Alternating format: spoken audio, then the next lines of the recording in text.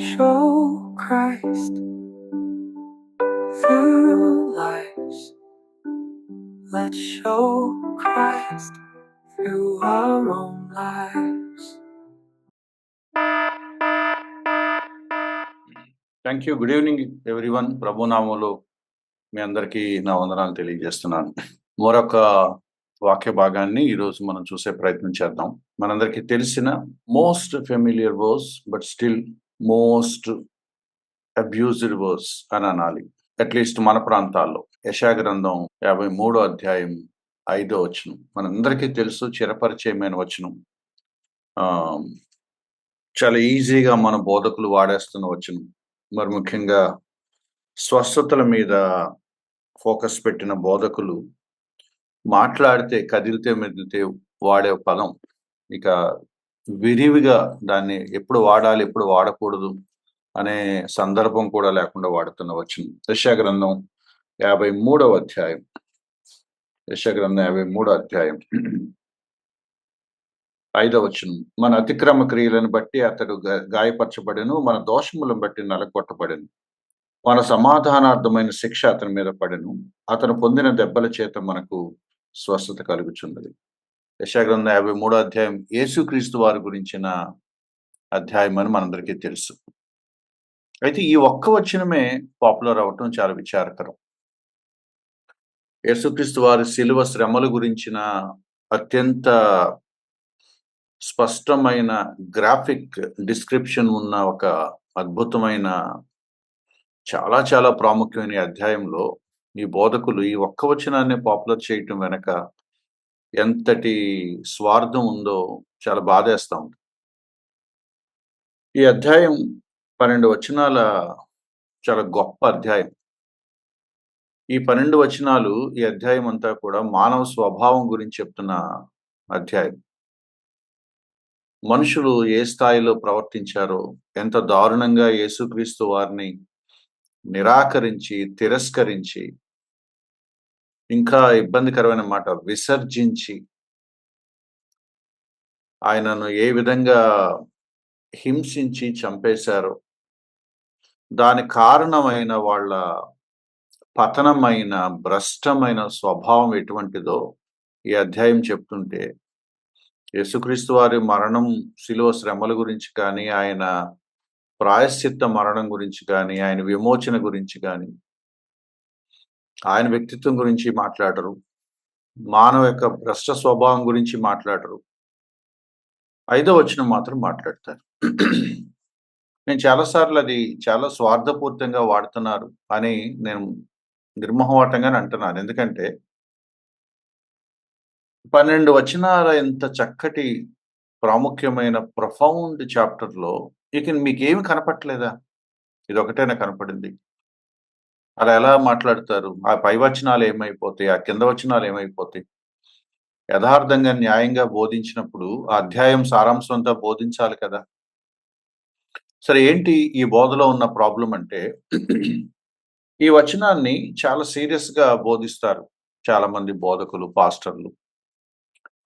ఆయన పొందిన దెబ్బల వల్ల మనకు స్వస్థత కలుగుతుంది, యేసుక్రీస్తు వారి శిలువలో మరణించడం వల్ల, లేకపోతే ఆ శిలువ మరణం సమయంలో ఆ క్రూసిఫిక్షన్ టైంలో ఆయన పడిన సఫరింగ్, ఆ ప్యాషన్ టైం అంతట్లో కూడా ఆయన కొరడాలతో కొట్టారు, కర్రలతో కొట్టారు, అరచేతులతో కొట్టారు, రకరకాల గాయాలు చేశారు.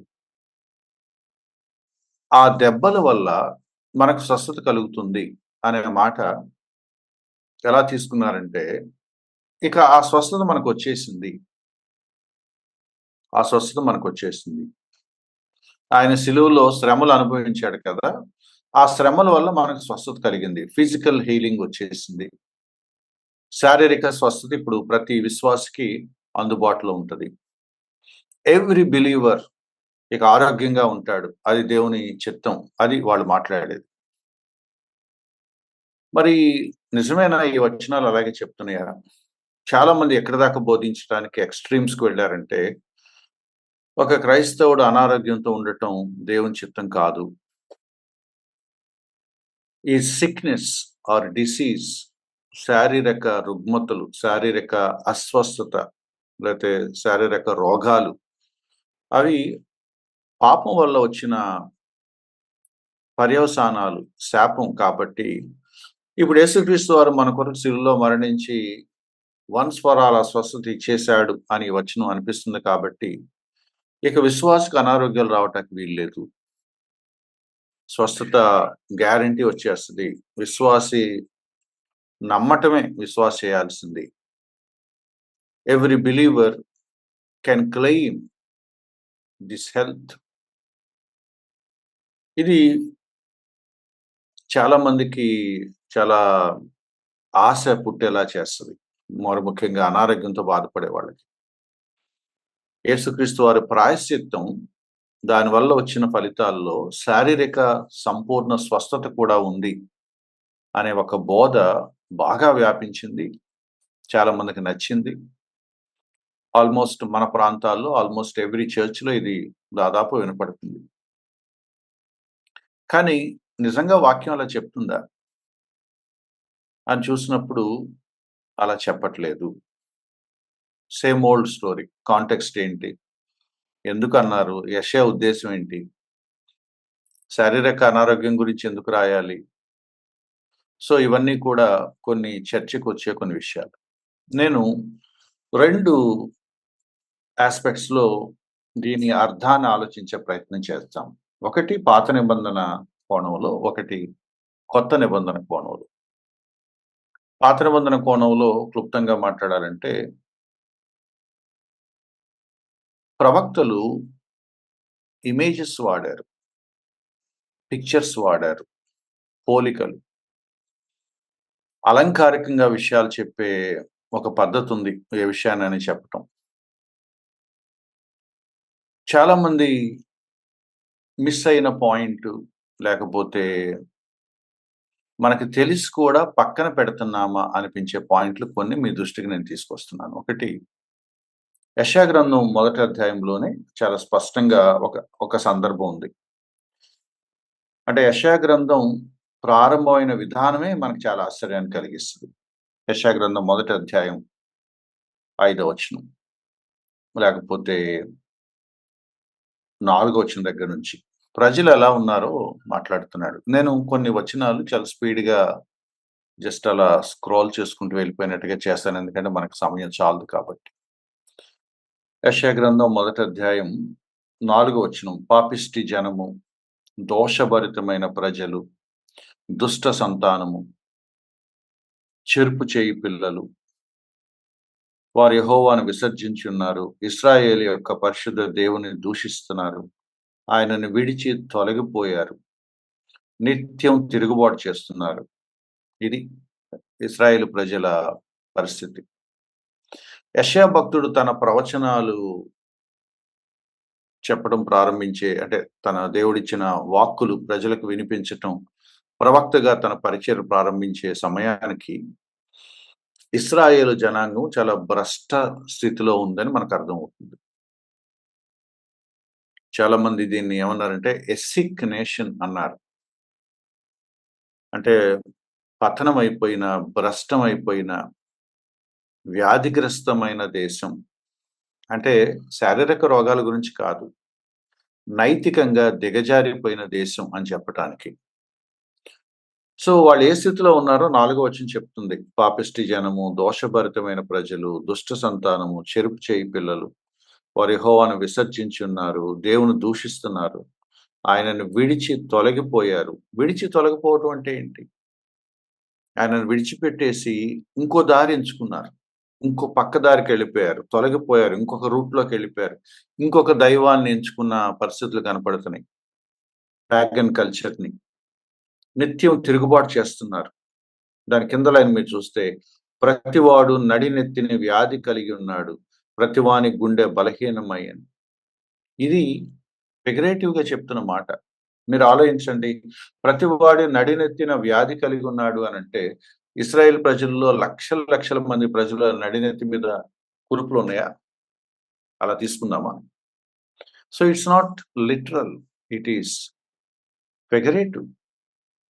ఇశ్రాయేలు జాతిలోని ప్రతి వ్యక్తి నైతికంగా భ్రష్టుడైపోయాడు అని చెప్పటానికి 4వ వచనం దగ్గర నుంచి వాళ్ళు ఏ విధంగా ప్రవర్తిస్తున్నారు అవన్నీ చెబుతూనే అలంకారికంగా ఈ మాట అంటున్నాడు. నడినెత్తి మొదలుకొని అరికాలు వరకు.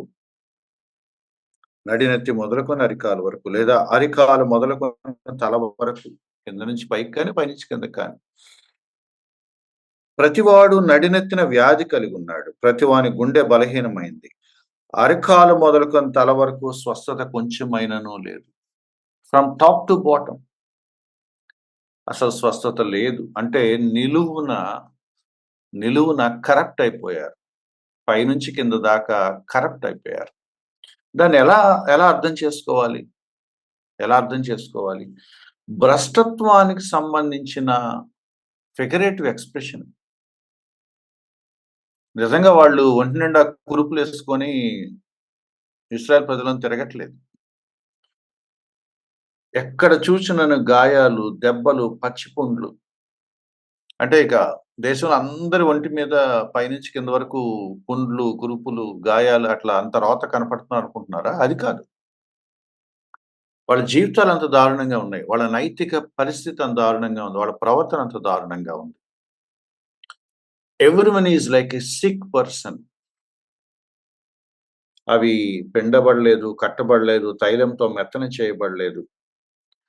అంటే ఒక పుండు, ఒక కురుపొస్తే ఎలా ఉంటదో, అది రసి కారుతూ, చీము పట్టిపోయి ఎలా ఉంటదో, కంపు కొడితే ఎలా ఉంటదో, దాన్ని పిండకపోతే ఎలా ఇన్ఫెక్షన్‌లోకెళ్ళిపోతదో, దాన్ని కట్టుగట్టాలి. ట్రీట్‌మెంట్ జరగట్లేదనమాట. ఇదంతా లిటరల్ శారీరక రోగం గురించి మాట్లాడట్లేదు. ఆ దేశం యొక్క ఆధ్యాత్మిక పరిస్థితి గురించి మాట్లాడుతున్నాడు. ఇది నేను పనిగట్టుకొని ఇంత స్ట్రెస్ చేసి చెప్పవసరం లేదు. ఏ ఒక్కరు కూడా, ఏ ఒక్క బోధకుడు కూడా మొదటి అధ్యాయం చూపించి, ఇదిగో 4 వచనం, 5 వచనం, 6 వచనం చూసి ఏంటి వీళ్ళ పరిస్థితి అంటే చెప్పండంటే, నాకు తెలిసి ఏ ఒక్క బోధకుడు ఇశ్రాయేల్ ప్రజల్లో ప్రతి ఒక్కడికి రోగాలొచ్చినియి, ఒంటి మీద కురుపులేసుకొని తిరుగుతున్నారని ఎవరు అనరు. No one. ఒక్కళ్ళు కూడా అనరు. అంటే they know the meaning of these versus.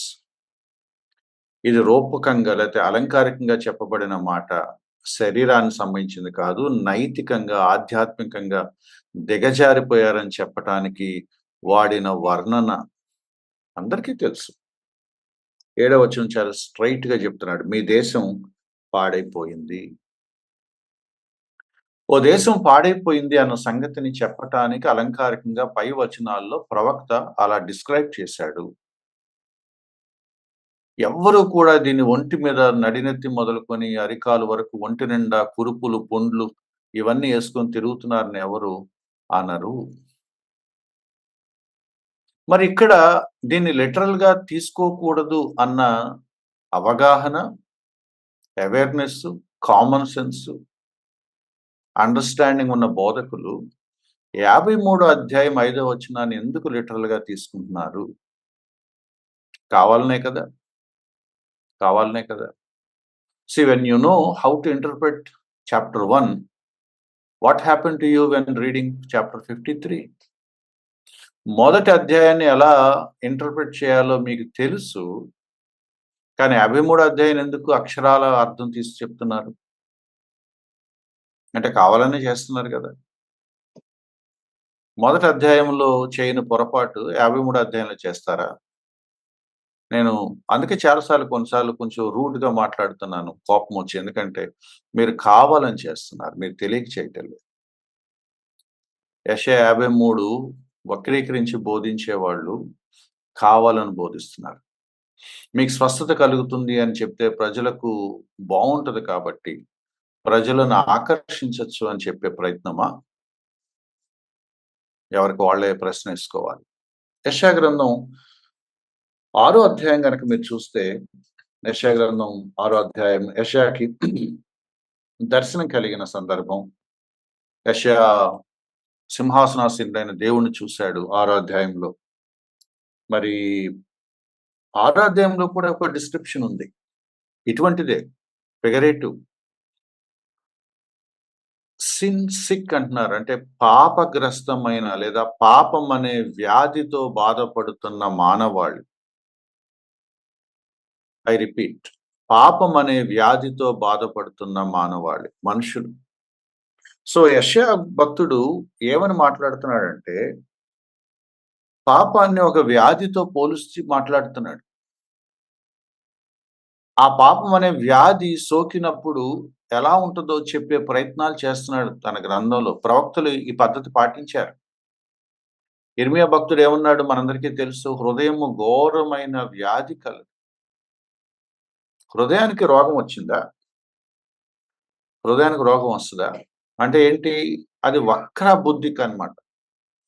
భ్రష్టత్వం అనమాట. నీచమైన బుద్ధి అనమాట. వంకర బుద్ధి అనమాట.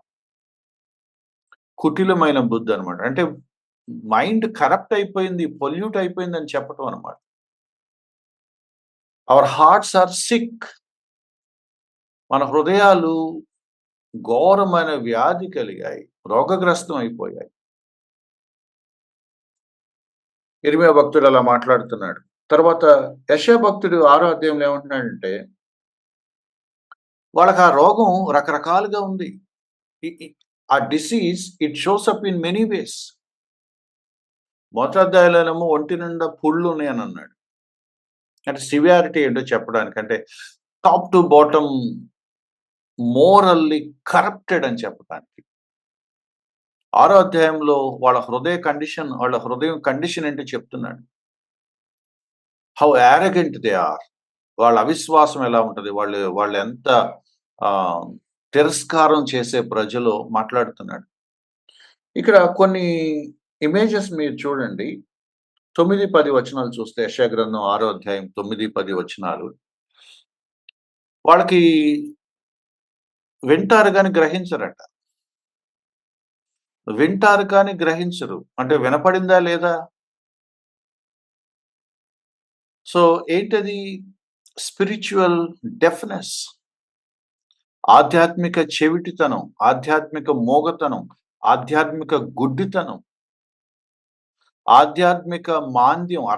అంటే అర్థం చేసుకోలేకపోవటం, గ్రహించలేకపోవటం, కళ్ళుండి చూడలేకపోవటం, చెవులుండి వినలేకపోవటం, హృదయంతో గ్రహించలేకపోవటం, మనస్సు పరిస్థితి ఏంటో తెలుసుకొని ఆ మనసుని మార్చుకొని సరైన విధంలోకి రావాలని అనుకోవడం. ఇవి రాట్లేదు వాళ్ళకి. ఆ రోగం, ఆ పాపం, ఆ సిన్ అనే ఆ రోగం వాళ్ళ అంతరంగపు పని విధానాన్ని చెడగొట్టేశాయి. వాక్యం వింటారు, వాళ్ళు లోబడరు. వింటారు కానీ గ్రహించరు. చూస్తారు కానీ విశ్వాసం ఉంచరు. So spiritual deafness, spiritual blindness, ఇది బైబిల్ వాడుతున్న ఏమంటాము ఇమేజెస్, పోలికలు. అందుకే ఏమన్నాడు యెషయా గ్రంథం 6వ అధ్యాయం 9, 10 వచనాల్లో, హృదయంతో గ్రహించి మనసు మార్చుకొని స్వస్థత పొందరు. స్వస్థత పొందరు. సో 6వ అధ్యాయంలో చాలా స్ట్రెయిట్‌గా చెప్తున్నాడు. ఏంటి స్వస్థత పొందటం అంటే?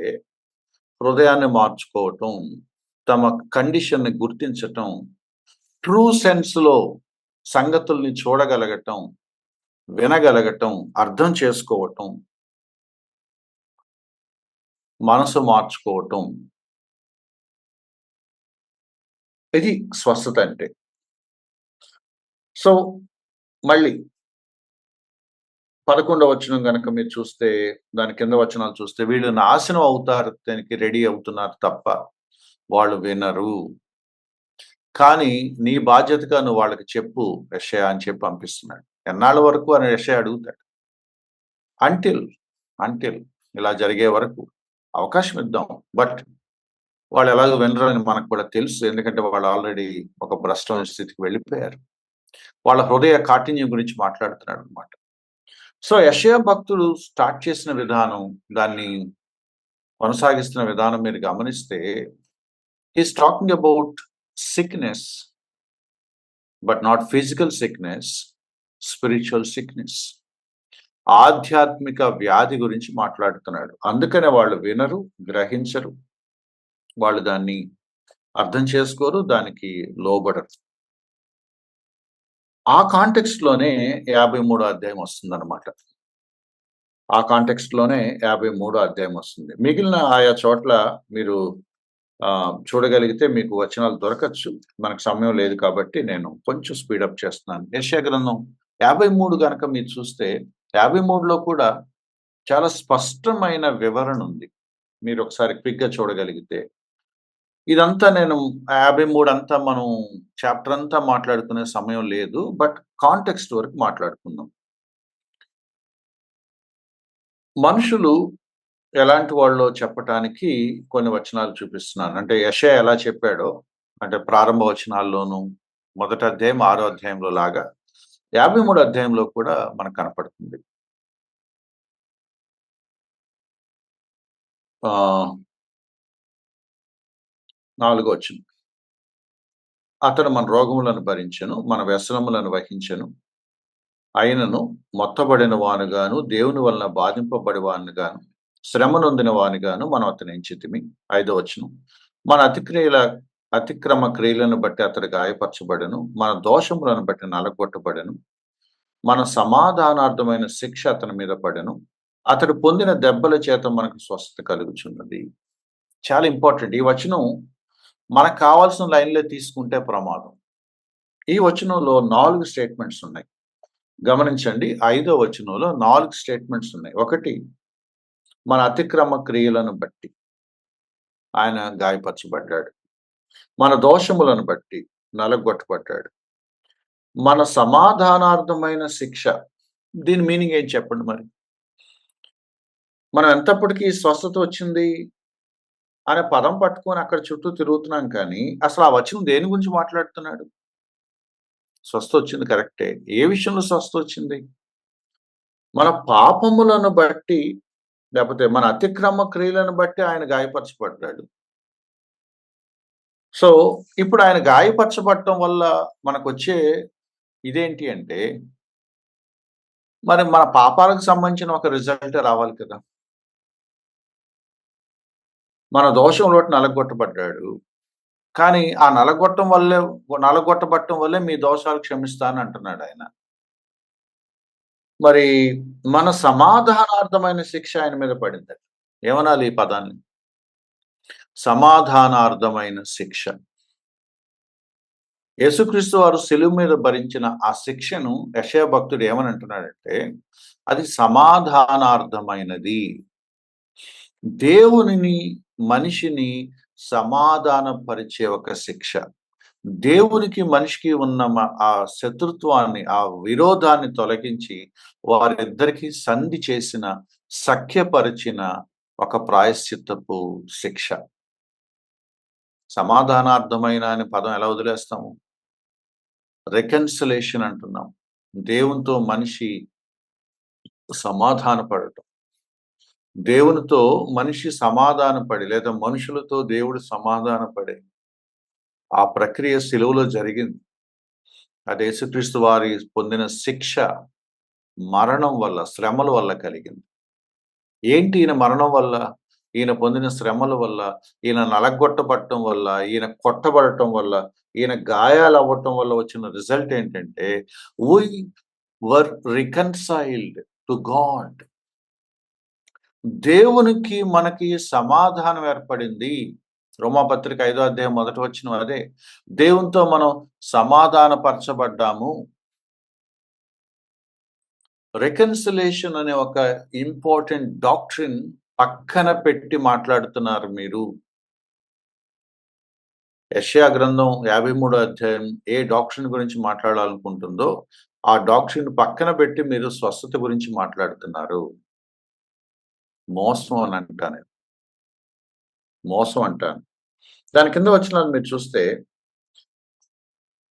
ఈ డిసీజ్‌ని రకరకాల ఇమేజెస్‌లో చెప్పడమే కాకుండా, అదర్ ఇమేజెస్ కూడా వాడుతున్నాడు యెషయా భక్తుడు. ఒకటి రోగం గురించి మాట్లాడాడు. మరి 6వ వచనంలో త్రోవ తప్పిపోవటం గురించి మాట్లాడుతున్నాడు. ఒకటేమో హీలింగ్ అంటున్నాడు. ఓకే. అది ఒక అర్థం.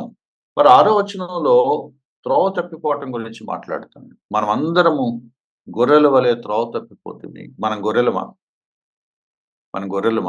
మనం గొర్రెల్లాగా పోల్చారు. గొర్రె ఎలాగైతే పద్దాక దారి తప్పిపోతదో, ఎలాగైతే తన త్రోవ తొలగిపోతదో, దాని గురించి మాట్లాడుతున్నాడు. సో, దేనితో పోల్చాడో గూడా చూడకుండా, స్వస్థత అనే పదం ఉంటే దాన్ని తీసుకెళ్ళి ప్రజల మీద రుద్దేయటం, ప్రజలకు లేనిపోని ఆశలు రేపటం కాదా? ప్రజలకు ఫాల్స్ హోప్ ఇచ్చి ప్రజలను ప్రలోభపెట్టినట్టు కాదా? ప్రజలను పక్కదారి పట్టించడం కాదా? స్వస్థత లేదని అంటలేదు. దేవుడు స్వస్థపరుస్తాడు. కానీ యెషయా గ్రంథం 53 ఈ అధ్యాయం దేని గురించి మాట్లాడుతుందో, ఆ అధ్యాయం యొక్క ప్రాముఖ్యమైన సత్యాన్ని ప్రజలకు చెప్పకుండా, కేవలం వాళ్ళ అవసరాలను దృష్టిలో పెట్టుకొని వాక్యాన్ని వక్రీకరించే ప్రయత్నం ఏమాత్రం క్షమించరానిది. దేవుడు హర్షించడు. ఏమాత్రం హర్షించడు. ఇక్కడ ఇంకో మాట నేను చెప్పాలి. త్రోవ తప్పిపోవటం అని ఎందుకంటున్నారు?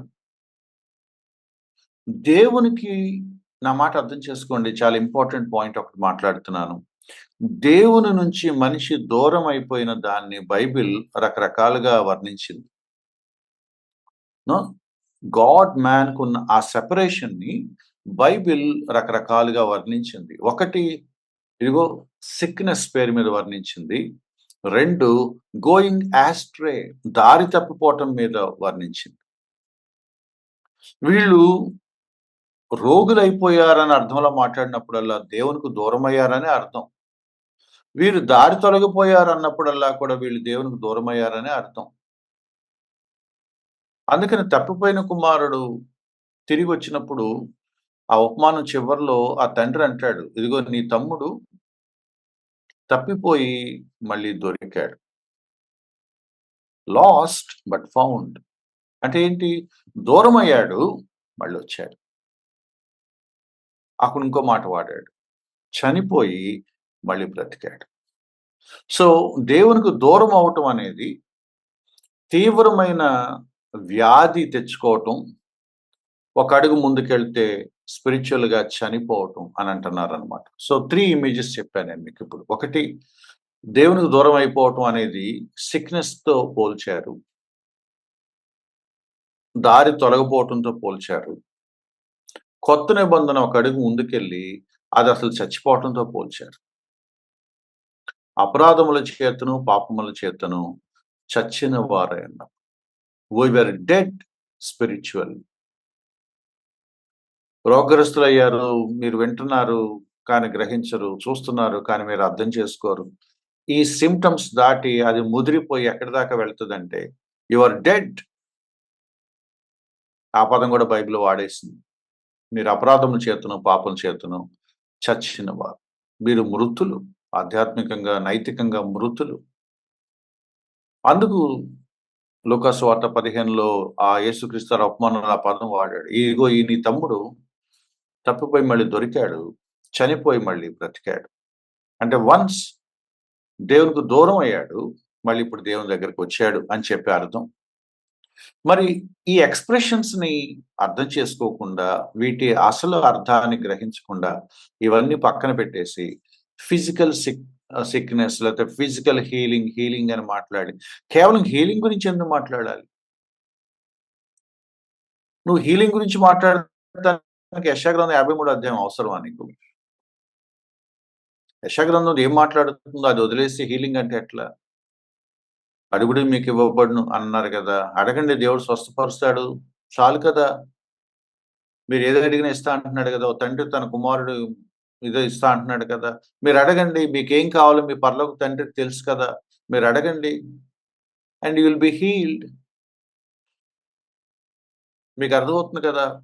ఏ వచనాలు వక్రీకరించి లేతే ఏ వచనాలు చూపిస్తే ప్రజల్ని నమ్మబలకచ్చో ఆ ప్రయత్నాలు చేస్తున్నారు. ఈ అధ్యాయం మీరు చూస్తే యెషయా గ్రంథం 53 అధ్యాయం శారీరక రోగాల గురించిన ప్రస్తావన అసలు లేదు. దోషములు, అతిక్రమములు, పాపములు, మనం చేసిన ఘోరమైన పనులు ఇవే. వాళ్ళు యేసుక్రీస్తు వారిని ఎలా తిరస్కరించారో అవి మాట్లాడుతున్నాడు. యేసుక్రీస్తు వారు అన్యాయంగా ఎలా బలైపోయి మరణించాడో అది మాట్లాడుతున్నాడు. యేసుక్రీస్తు వారి ప్రాయశ్చిత్త మరణం గురించి మాట్లాడుతున్నాడు. ఇంకా మీకు స్పష్టంగా చెప్పాలంటే యెషయా గ్రంథం 53 ఆఖరికి వచ్చేటప్పటికి ఏమన్నాడు తెలుసా? వీళ్ళందరినీ శారీరకంగా బాగు చేస్తున్న మాటలు లేవు అక్కడ. శారీ శారీరకంగా లేదు. 11వ వచనం మీరు చూస్తే అనేకులను నిర్దోషులుగా చేస్తున్నాడు. ట్రూ మీనింగ్ ఇది. వాళ్ళు సఫర్ అవుతున్న రోగం పేరేంటంటే దోషం, పాపం, అతిక్రమం. కానీ ఇప్పుడు ఆయన చనిపోవటం వల్ల వాళ్ళకొస్తున్న రిజల్ట్ ఏంటంటే వాళ్ళు నిర్దోషులవుతున్నారు. జనుల దోషములను భరించి ఆ కింద లైన్ చూస్తే అనేకుల నిర్దోషులుగా చేయడం. వాళ్ళ దోషాలు ఆయన తీసుకున్నాడు. వాళ్ళని నిర్దోషులుగా చేశాడు. వాళ్ళ పాపాలను తను వేసుకున్నాడు. వాళ్ళని పరిశుద్ధులుగా చేస్తున్నాడు. అంతేకాని నీ క్యాన్సర్ రోగం నేను తీసేసుకొని నీకు ఫుల్ ఆరోగ్యం ఇస్తున్నాను అది కాదు. అది కాదు దాని మీనింగ్. నీ సిన్ఫుల్ కండిషన్, నీ సిన్ఫుల్ కాన్సిక్వెన్సెస్, నీ శాపం, పాపం వల్ల వచ్చిన సమస్త నష్టాన్ని నా మీద వేసుకొని నేను నిన్ను నా రక్తంలో కడిగి పవిత్రపరుస్తున్నాను. నిర్దోషులుగా చేస్తున్నాడు. ఇదే అధ్యాయం ఆఖరి వచనానికి వెళ్తే అంటే మరి యెషయా గ్రంథం 53 అధ్యాయం సారాంశం ఏంటి అంటే చివరికి వచ్చేటప్పటికి అనేకుల పాపములను భరించుచు తిరుగుబాటు చేసిన వారి గురించి విజ్ఞాపన చేశారు. ఇది ఎసెన్స్ ఆఫ్ ద చాప్టర్. ఏంటి చాప్టర్ అంటే ఇదిగో ఆయన తన మరణం వల్ల అనేకుల కొరకు ప్రాయశ్చిత్తమయ్యాడు, అనేకులను నిర్దోషులుగా చేశాడు, తిరుగుబాటు చేసిన వాళ్ళందరి కోసం ఆయన ప్రాణం పెట్టాడు, విజ్ఞాపన చేశాడు, వాళ్ళ క్షమాపణ కొరకు ఇంతటి ప్రాయశ్చిత్త కార్యం చేశాడు. Doctrine of salvation, redemption, reconciliation, ఈ crucial Christian foundational doctrine salvation గురించిన ఈ సంగతులు పక్కన పెట్టేసి రక్షణ గురించి మాట్లాడకుండా నాకు చాలా బాధేస్తుంది. యెషయా గ్రంథం 53 అధ్యాయం మాట్లాడుతూ నువ్వు రక్షణ గురించి మాట్లాడకుండా స్వస్థత గురించి మాట్లాడుతున్నావంటే shame on you, shame on you. మలాకీ గ్రంథం ఆఖరి అధ్యాయం ఏం చెప్తుంది? ఇలా చెప్పుకుంటూ వెళ్ళిపోతూ ఉంటే మలాకీ గ్రంథం ఆఖరి అధ్యాయం ఏం చెప్తుంది? ఆయన రెక్కల కింద స్వస్థత ఉంది అని చెప్తుంది. సో ఓల్డ్ టెస్ట్మెంట్ కాన్సెప్ట్ అంతా నేను స్పీడప్ చేస్తున్నాను. ఓల్డ్ టెస్ట్మెంట్ కాన్సెప్ట్ అంతా కూడా ఒక రుగ్మత ఉంది, ఒక వ్యాధి ఉంది మీకు. అదేంటంటే మీ సిన్ఫుల్ నేచర్. మీరు ఆధ్యాత్మికంగా అస్వస్థులుగా ఉన్నారు. ఆధ్యాత్మికంగా మీరు చచ్చిపోయినున్నారు. మీకు ఆ హీలింగ్, ఆ లైఫ్ మెస్సయ్య అనే రక్షకుడు వచ్చినప్పుడు మాత్రమే వస్తుంది. అందుకే మీరు ఇంట్రెస్టింగ్‌గా చూస్తే 53 వరకు యెషయా వీళ్ళ కండిషన్ ఎంత దారుణంగా ఉందో చెప్పుకుంటా వచ్చాడు. 54 నుంచి ఆఖరి అధ్యాయం వరకు వాళ్ళ రెస్టోరేషన్ గురించి మాట్లాడుతున్నాడు. క్లుప్తంగా మీరు చూడాలంటే 1, 2 వచనాలు నేను చూపించి ముందుకెళ్తాను. 57 అధ్యాయం 18వ వచనం మీరు చూడొచ్చు. 58 అధ్యాయం 8వ వచనం కూడా మీరు చూడొచ్చు. 57 అధ్యాయం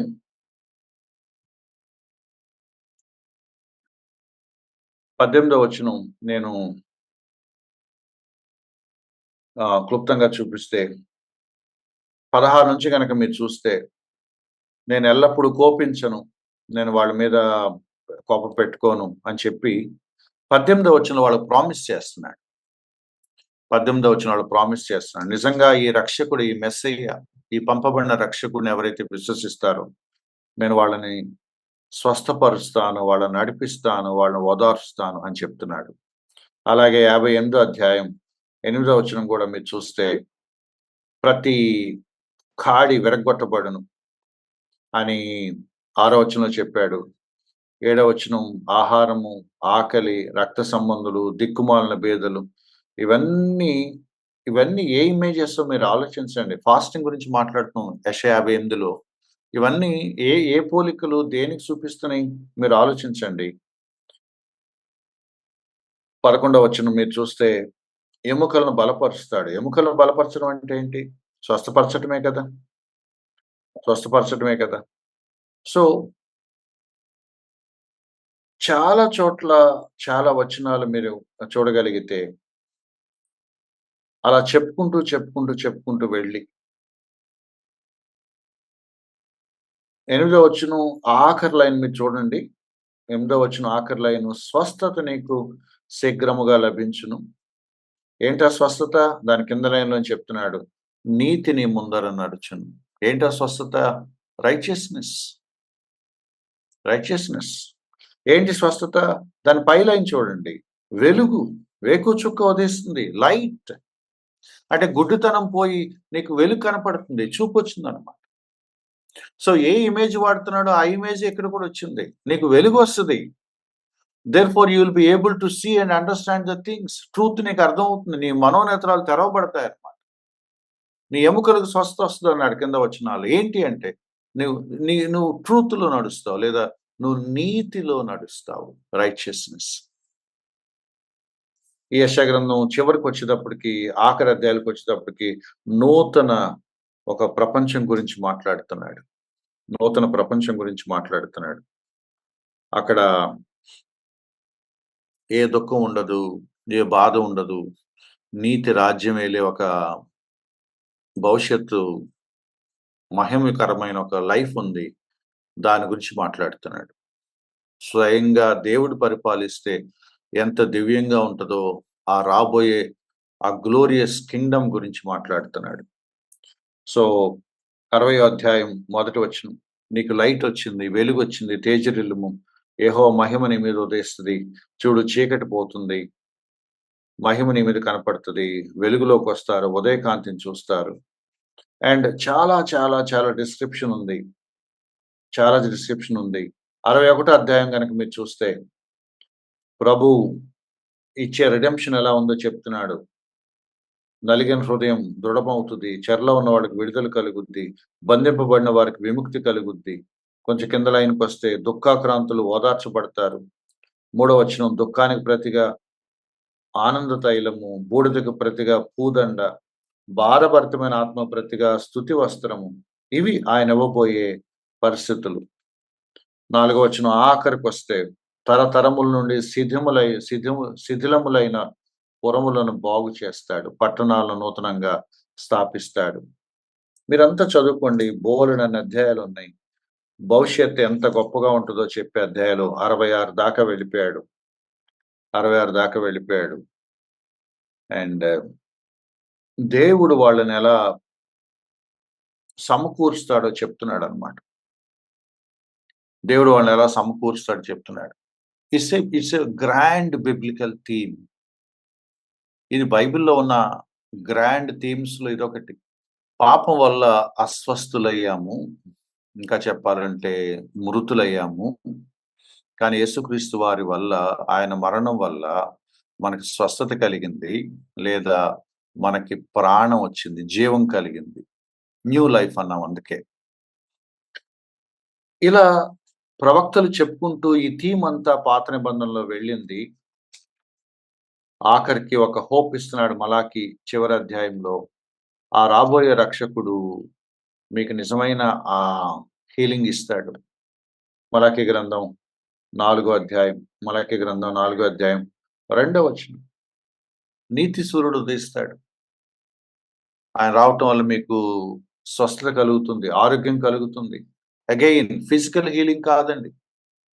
ఫిజికల్ హీలింగ్ కాదు. నా నామమున భయభక్తులు గల వారికి నీతి సూర్యుడు ఉదయిస్తాడు. వాళ్ళకి ఆరోగ్యం కలుగుతుంది. ఆయన రెక్కలు ఆరోగ్యం కలుగు చేస్తాయి. ఆయన పేరేంటంటే నీతి సూర్యుడు. సో నీకొచ్చే స్వస్థత ఏంటో తెలుసా? రైచియస్‌నెస్. రైచియస్‌నెస్. క్విక్‌గా కొత్త నిబంధనలోకి వెళ్దాం. మనకు సమయం చాలదు. అయిపోయింది నా టైము. కొత్త నిబంధనలో ఈ అంశాన్ని దాదాపు 5 చోట్ల ప్రస్తావించారట. ఈ అంశాన్ని కాదు, ఇంకా చెప్పాలంటే ఈ అధ్యాయాన్ని, యెషయా 53వ అధ్యాయాన్ని కొత్త నిబంధనలో 5 చోట్ల ప్రస్తావించారు. ఒకటి మత్తయి సువార్త 8దో అధ్యాయం. అక్కడ యేసుక్రీస్తు వారు శిలువ మరణానికి వెళ్ళక మునిపే మత్తయి సువార్త 8దో అధ్యాయంలోనే యెషయా గ్రంథం 53లోని ఈ వచనం నెరవేరినట్లుగా మత్తయి ప్రస్తావించాడు. శిలువ మీద మరణించకుండానే ఈ వచనం ఎలా నెరవేరింది అనే డౌట్ మనకొస్తది. బహుశా యెషయా ఉద్దేశం, ఈయన సేవకుడు, యెషయా ప్రవచించిన యెహోవా సేవకుడు రోల్ ప్లే చేస్తున్నాడు కాబట్టి, ఆ సేవకుడు చేసిన పరిచర్య గురించి మాట్లాడుతున్నాడు. ద మెస్సయానిక్ మినిస్ట్రీ అంటారు. అంటే మెస్సయాగా, రక్షకుడిగా, అభిషిక్తుడిగా భూమి మీదకొచ్చిన తర్వాత, ఆయన భూమి మీద చేయాల్సిన పనులు చాలా ఉన్నాయి. అవి చేస్తూ ఒకానొక సమయానికి ప్రాయశ్చిత్త మరణం అవుతాడు. శిలువ మీద మరణిస్తాడు. ఇది ప్రవచన సారాంశం. సో, శిలువ మీద తను మరణించడానికి ముందే సేవకునిగా, అభిషిక్తునిగా తన పరిచర్య చాలా చేశాడు. బోధించాడు, హెచ్చరించాడు, స్వస్థపరిచాడు, సూచక్రియలు చేశాడు, అద్భుతాలు చేశాడు, మర్మాలు బోధించాడు, చాలా మందికి పాపాలు క్షమించాడు, చాలా మందికి బాగు చేశాడు, చనిపోయిన వాళ్ళని లేపాడు. All part of his ministry.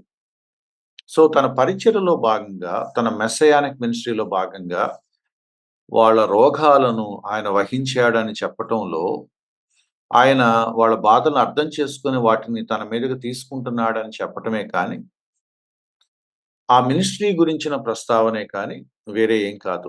మత్తయి యెషయా భక్తుడు చెప్పిన సర్వెంట్, సేవకుడు అనే ప్రవచనాత్మక పాత్ర ఎలా నెరవేరిందో ఆ రోల్ గురించి మాట్లాడుతున్నాడు.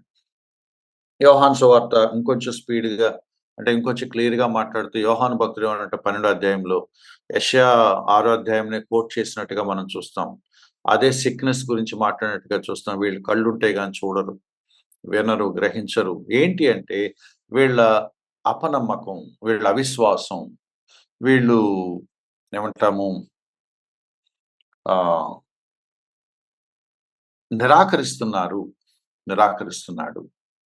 సో, యెషయా మహిమను యేసుక్రీస్తు వారి మహిమను యెషయా చూశాడు అని యోహాను రాస్తూ ఈ యెషయా 6వ అధ్యాయాన్ని కోట్ చేసినట్టుగా మనం చూస్తాం. తర్వాత అపోస్తల కార్యాలు 8వ అధ్యాయంలో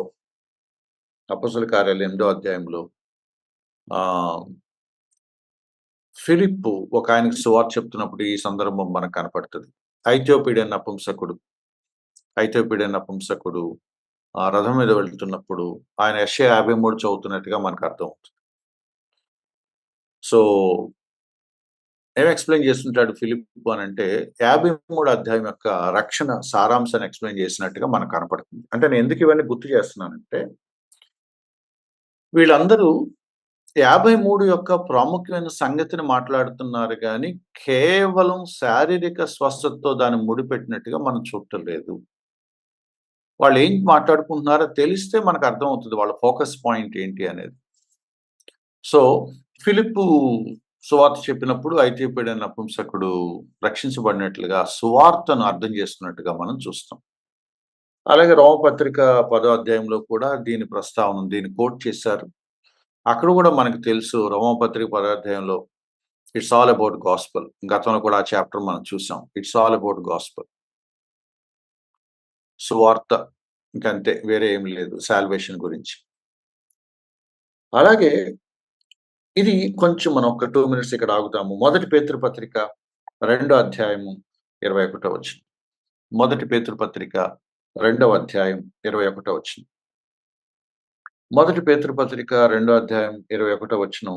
ఇది ఇక స్ట్రెయిట్ ఫార్వర్డ్‌గా అక్షరాల యేసుక్రీస్తు వారి శిష్యులలో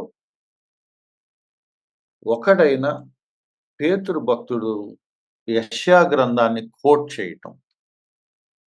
అంటే ఇంతకంటే ఇక ఆర్గ్యుమెంట్ మనకి దొరకకపోవచ్చు. అంటే ఇంతకంటే బెటర్ ఆర్గ్యుమెంట్.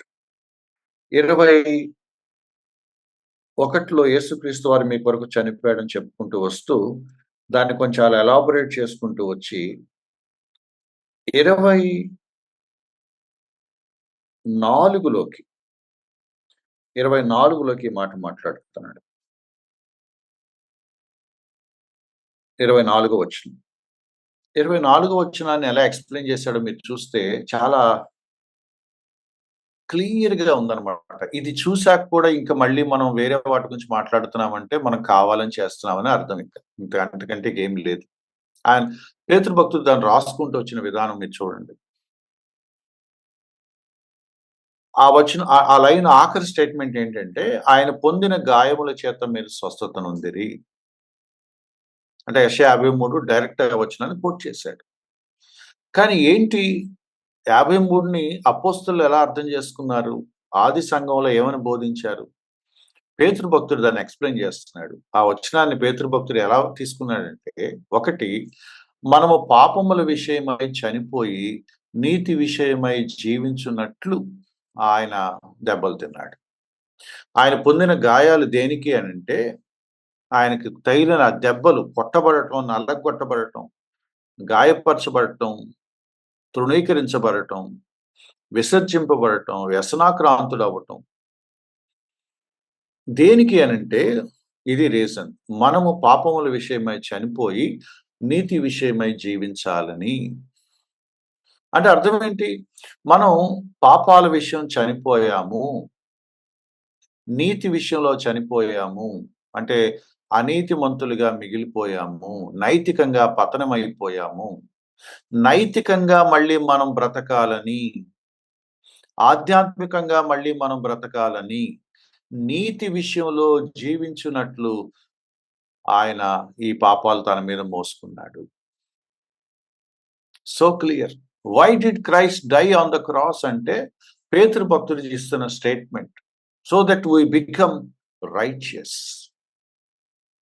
మనం నీతిమంతులవ్వాలని, నీతి విషయంలో మనం బ్రతకాలని, పాపులుగా ఉన్నవాడు చనిపోయి మళ్ళీ కొత్తగా ఒక నీతిమంతుడిగా వాడు లేవాలని. కరెక్ట్ చేసుకుంటున్నారనుకుంటున్నాను. నిర్దోషులుగా తయారు చేయాలని చనిపోయాడు. యెషయా 53. అదే మాట పేతురు వాడుతున్నాడు. నీతిమంతులుగా చేయాలి. నీతి విషయమై జీవించాలి. నిర్దోషి అంటే దోషము లేనివాడు. నీతి కలిగినవాడు. రైచియస్.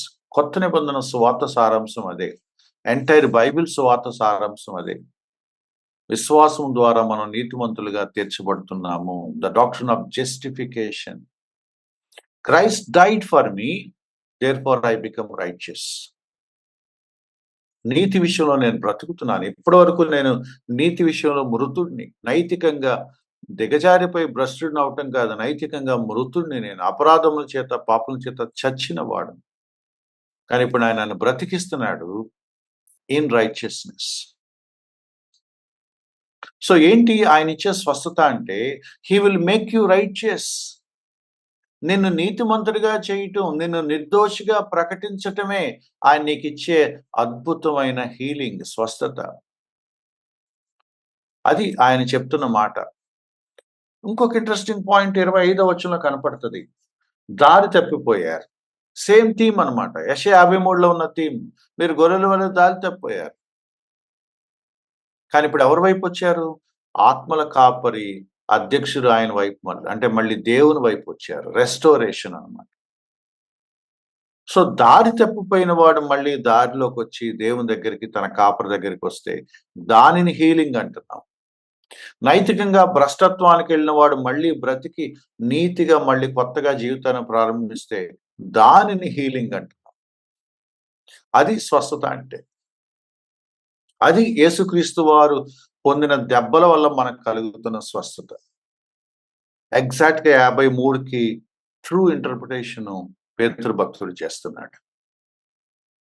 మరి ఈ అబద్ధ బోధకులు లేకపోతే ఈ ప్రాస్పెరిటీ బోధకులు ఎందుకు దీన్ని ఎక్స్‌ట్రీమ్‌కి తీసుకువెళ్లారు అనంటే, క్లుప్తంగా 2 విషయాలు అర్థం చేసుకోండి.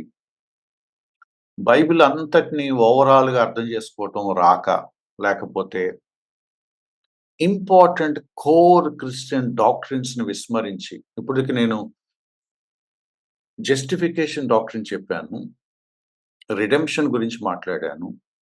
రికన్సిలేషన్ అనే డాక్ట్రిన్ గురించి మాట్లాడాను. సాల్వేషన్ అనే డాక్ట్రిన్ గురించి మాట్లాడాను. ఇవన్నీ ఇందులో ముడిపడి ఉన్నాయి. ఇవన్నీ పక్కన పెట్టేసి కేవలం శారీరక స్వస్థత గురించి మాట్లాడుతున్నారంటే నారో మైండెడ్‌గా ఏదో ఈ వచనం అడ్డు పెట్టుకొని వాళ్ళేదో వాళ్ళ పని చేయించుకుంటానికి చూస్తున్నారు తప్ప వాళ్ళు వాక్యం బోధించట్లేదు. They are not faithful when they preach the scriptures. ఈ వాక్య భాగాలు బోధిస్తున్నప్పుడు వాళ్ళు నమ్మకంగా లేరు అని నేను ఘంటాపథంగా చెప్పగలను. ఎందుకంటే వాళ్ళు ఈ వచనాల అసలు అర్థం చెప్పడానికి ఏనాడు ప్రయత్నించట్లేదు. It's about our salvation, our justification. మనం ఏ విధంగా నీతిమంతులు అవుతున్నామో అది చెప్తున్నాడు. ఆయన మరణించడం వల్ల నేను నీతిమంతుడిని అవుతున్నాను. సరే వీళ్ళు ఏం చేస్తున్నారంటే ఆయన పొందిన దెబ్బల వల్ల మీకు స్వస్థత కలుగుతుంది కదా అన్న మాట తీసుకొని ఆయన మరి సిలువలో చనిపోయాడు కదా, ఆ గాయాలు అనుభవించాడు కదా, శిలువ మరణం పొందాడు కదా, కాబట్టి మీకు స్వస్థత వచ్చేస్తుంది.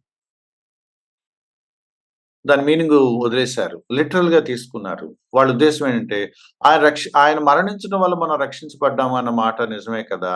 ఓకే. నిజమే. అలాగే ఆయన మరణించడం వల్ల మనకి స్వస్థత కలుగుతుంది. ఓకే. ఆయన మరణించడం వల్ల మనకు రక్షణ కలిగినట్లుగా, ఆయన మరణించడం వల్ల మనకి శారీరకంగా కూడా స్వస్థత కలుగుతుంది అన్నప్పుడు, మనం యెస్ అని అంటున్నప్పుడు, ఇంకా వాళ్ళేమన్నారంటే, నీకు రక్షణ కలిగిందనేది ఎంత యదార్థమో, నీకు స్వస్థత కలుగుద్దనేది కూడా అంతే యదార్థం అని మాట్లాడుతున్నారు. అది కొంచెం మనోళ్ళకి ఇబ్బందిగాను, లేకపోతే డౌట్ క్రియేట్ కన్‌ఫ్యూజివ్‌గాను అనిపిస్తది. కానీ 2 విషయాలున్నాయి ఇక్కడ. మనకు రక్షణ కలిగింది. మనం రక్షింపబడుతూ ఉన్నాము. మనం సంపూర్ణంగా ఒకరోజు రక్షించబడతాము. గతంలో కూడా మనం షో క్రైస్ట్‌లో మాట్లాడుకున్నాం ఈ సంగతులు. We were saved, we are being saved and one day we will be completely saved. Salvation past, present, future. దేవుడు నా పాపాలు క్షమించాడు.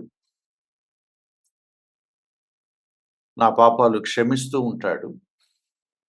ఇక భవిష్యత్తులో నేను పాపాలు చెయ్యని ఒక సంపూర్ణ స్థితికి చేరుకునేలాగా దేవుడు నన్ను తయారు చేస్తాడు. Justification, sanctification, glorification. నా పాపం యొక్క పెనాల్టీ నుంచి నన్ను క్షమించేశాడు. కానీ పాపం యొక్క స్వభావం నాలో ఇంకా పనిచేస్తుంది. భవిష్యత్తులో అసలు ఆ స్వభావం నుంచి నన్ను పూర్తిగా తీసేస్తాడు. ఇది బేసిక్ క్రిస్టియన్ డాక్ట్రిన్. ఇది అర్థం కాని వాళ్ళు ఏం చేస్తున్నారంటే నీకు సంపూర్ణ స్వస్థత వస్తుందని చెప్తున్నారు. బైబిల్ అలా చెప్పట్లేదు. శారీరక అనారోగ్యం పాపం యొక్క కాన్సిక్వెన్సెస్ లో ఒకటి అని మాట్లాడుతున్నప్పుడు నేను 100% పరిశుద్ధుడిని ఇప్పుడు అయిపోయినప్పుడు స్వస్థత ఎక్కడి నుంచి వస్తుంది నాకు? నేను ఇంకా పాప స్వభావంతో పెనుగులాడుతున్నాను. నేను ఇంకా పరిశుద్ధుని 100% పరిశుద్ధుని అయిపోలేదు. ఒక రోజుకి నేను క్రీస్తు పోలికలోకి మారుతాను, పరిపూర్ణత సంతరించుకుంటాను ఎదురు చూస్తున్నాను. అప్పటి వరకు నేను సంఘర్షణ పడుతూ, పోరాడుతూ ఆత్మీయ జీవితంలో నేను ఆత్మీయ పోరాటంలో ముందుకు వెళ్తాను. ఎదుగుతూ, పడుతూ, లేస్తూ వెళ్తా ఉంటాను. It's a process. సో కంప్లీట్‌గా నా సాల్వేషన్ ఇంకా నాకు సంతరించక ముందు హీలింగ్ ఎలా వచ్చేస్తుందని చెప్తాం? నేను పాప స్వభావంలో ఉన్నంత వరకు పాపపు ఎఫెక్ట్ నా మీద ఉంటది. అలాగే సిన్‌ఫుల్ కాన్సిక్వెన్సెస్‌తో పాటు ఫిజికల్ కాన్సిక్వెన్సెస్, శారీరక రుగ్మతలు కూడా విశ్వాసకుంటాయి. ఏ రోజైతే విశ్వాసి 100% పరిశుద్ధుడిగా, నిర్దోషిగా క్రీస్తు పోలికలోకి మారి సంపూర్ణతను సిద్ధించుకుంటాడో, లేదా సంపూర్ణ సిద్ధి అతనికి కలుగుతుందో, పరిపూర్ణత సంతరించుకుంటాడో, అప్పటి వరకు శారీరక రుగ్మతలు, లేకపోతే అరాకొర లోపాలు, బలహీనతలు, అవకతవకలు ఉంటాయి. 2 విషయాలున్నాయి. ఆల్రెడీ, నాట్ ఎట్ అని అంటారు. చాలా important Christian doctrine. Already, not yet. Already జరిగిపోయింది. కానీ ఇంకా జరగాల్సింది కొంతుంది. నేను రక్షించబడ్డానా? రక్షించబడ్డాను. కానీ పూర్తిగా రక్షించబడ్డానా? కాదు. నేను పూర్తిగా రక్షించబడటానికి ప్రభువారు రెండో రాకడ కొరకు ఎదురు చూస్తున్నాను. నేను పూర్తిగా క్షమించబడ్డానా? క్షమించబడ్డాను. నిజంగా పూర్తిగా క్షమించబడ్డానా? కాదు, కాదు. ఆయనొచ్చే వరకు ఈ పాప స్వభావంతో నేను పెనుగులాడుతూ ఉంటాను. కాబట్టి నేను పశ్చాత్తాపపడుతూ ఏ దినం కాదినం సరిచేసుకుంటూ క్షమించబడుతూ ఉంటాను. ఆయన పూర్తిగా నన్ను పవిత్రపరిచాడా? పవిత్రపరిచాడు. కానీ నిజంగా పూర్తిగా పవిత్రపరిచాడా? ఆయన వచ్చే సమయానికి నేను నిర్దోషిగా, పరిశుద్ధుడిగా ఆయన ముందు నిలవబడగటానికి పరిశుద్ధపరుస్తూ ఉంటాడు. ఒక రోజుకి నేను సంపూర్ణంగా పరిశుద్ధుడినవుతాను. ఇక పాప స్వభావం నాలో లేని ఒక పరిపూర్ణ స్థితి ఒక రోజుకి నాకొస్తది. అప్పటి వరకు నాలో ఈ యుద్ధం జరుగుతా ఉంటది. ఈ బ్యాటిల్ ఉన్నంత వరకు అంటే నాలో పాప స్వభావం ఇంకా ఉన్నంత వరకు, నాలో ఈ పోరాటం ఇంకా ఉన్నంత వరకు, నేనింకా పరిశుద్ధుడిని అవ్వని ఒక యెట్ టు హ్యాపెన్ అనే స్థితి ఉన్నంత వరకు, నాలో ఈ సంఘర్షణ ఉన్నట్లుగానే నాలో ఈ అసంపూర్ణతలు, ఈ బలహీనతలు, ఈ లోపాలు, ఈ అస్వస్థతలు కూడా ఉంటాయి. ఇక నాకు ఏ రోగము రాని, ఏ గాయము అవ్వని, ఏ రుగ్మతలు లేని పరిపూర్ణమైన ఆరోగ్యం నాకు యేసుక్రీస్తు వారి రెండవ రాకడలోనే నాకు కలుగుతుంది. అప్పటి వరకు మనం మూలుగుతా ఉంటాం. ప్రసవ వేదన పడతా ఉంటాం. ఎప్పుడొస్తావు ప్రభువా? ఎప్పుడు మాకు దేహ విమోచనం కలుగ చేస్తావని ఎదురు చూస్తా ఉంటాం. So as long as we live in this sinful world, ఈ పాపపు పతన ప్రపంచంలో మనం బ్రతుకుతున్నాము. ఈ పాపపు పతన స్వభావంలోనే ఇంకా మనం ఉన్నాం. నా మాటలు అర్థం చేసుకోండి. ఫాలెన్ వరల్డ్ లో ఉన్నాం ఇప్పటికీ. ఫాలెన్ నేచర్ ఇంకా నాలో ఉంది. ఫాలెన్ వరల్డ్ లో, ఫాలెన్ నేచర్ లో నేను ఉన్నంత వరకు ఈ సిన్ఫుల్ లేకపోతే ఫిజికల్ ఎయిల్మెంట్స్ నాకు రావటం సహజం.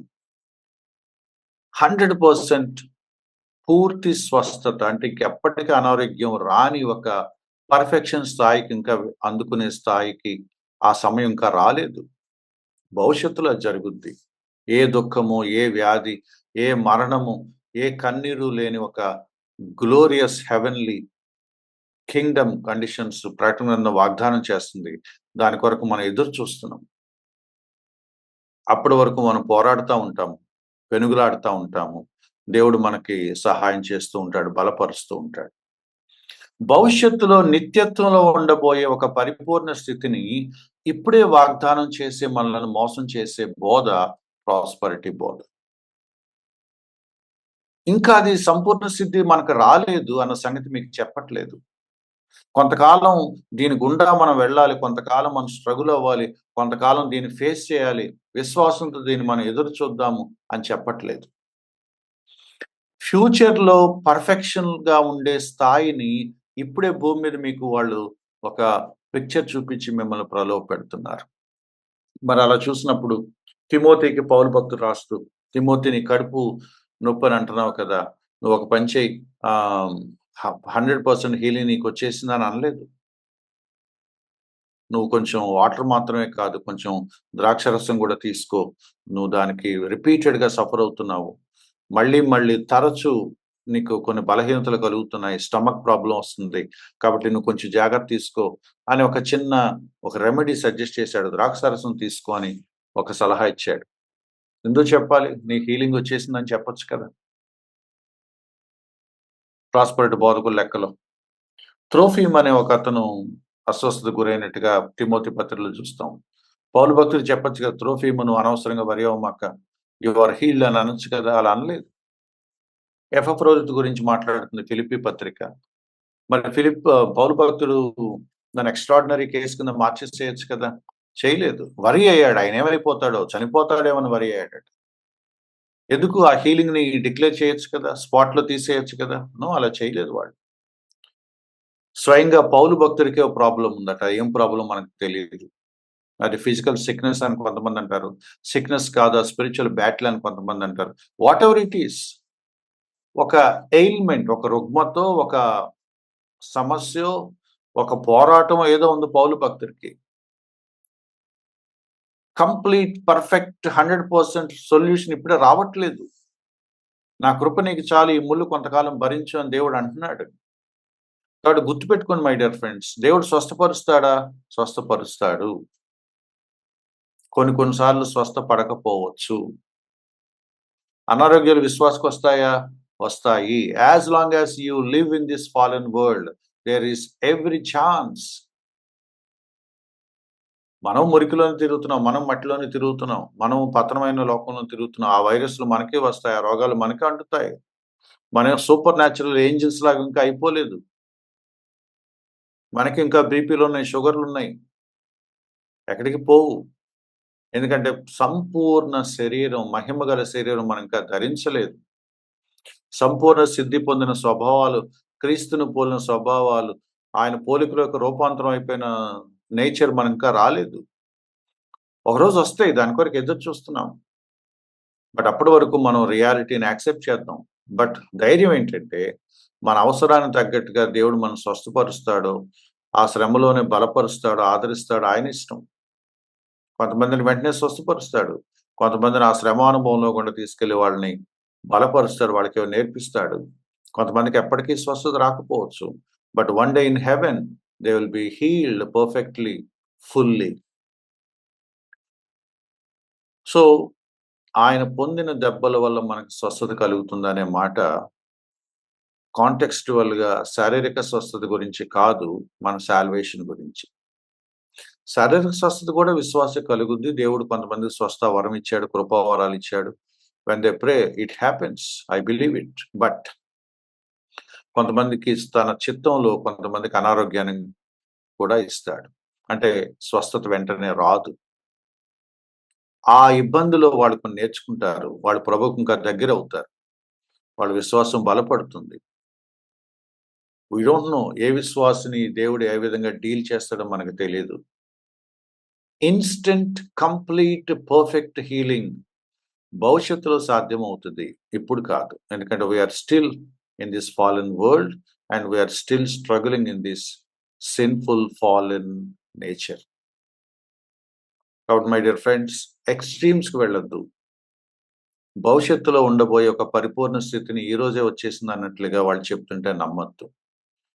దేవుడు మనల్ని స్వస్థపరిచాడు పాపాల నుంచి, శాపాల నుంచి, అతిక్రమాల నుంచి, దోషాల నుంచి. తన నీతిని మనకిచ్చాడు. ఆ నీతియుక్తమైన స్వస్థత దేవుడు మనకిచ్చాడు. We are spiritually healed. ఆత్మీయంగా స్వస్థపరచబడ్డాము. ఆత్మీయంగా తిరిగి జన్మించాము. ఆత్మీయంగా జీవాన్ని పొందుకున్నాము. That's our spiritual life. So, దేవుడు మన మనోనేత్రాలని తెరవాలని, మన హృదయాలను విశాలపరచాలని, మరింత వాస్తవికంగా క్రైస్తవ జీవితాన్ని మనం కొనసాగించాలని మనం దేవుని కోరుకుందాం. Thank you. Over to dear brother.